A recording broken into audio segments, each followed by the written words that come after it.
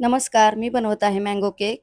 तर इथं आता मी मँगो केक बनवण्यासाठी जे साहित्य घेतले ते मी कॅप्शन बॉक्समध्ये लिहून देणार आहे. तर इथं मी बाउलमध्ये दूध, तेल घातलेलं आहे आणि विनेगर घालून चांगलं मिक्स करून घेतलेलं आहे. आता याच्यामध्ये आपल्याला पिठी साखर मिक्स करायची आहे आणि चांगलं फेटून घ्यायचं आहे. गुठळ्या कुठेही ठेवायच्या नाहीत.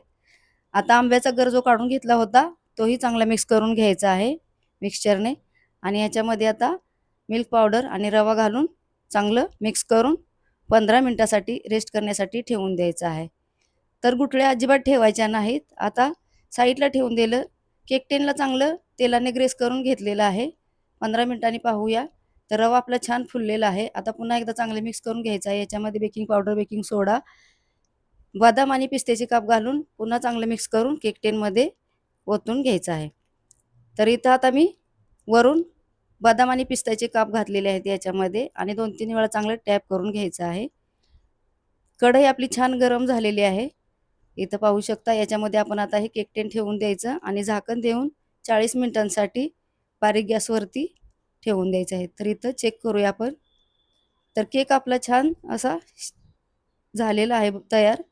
आता कडा सोडवून घेऊन केक आपला प्लेटमध्ये काढून घ्यायचा आहे. अशा प्रकारे मँगो केक मी तयार केलेला आहे. व्हिडिओ आवडल्यास लाईक करा.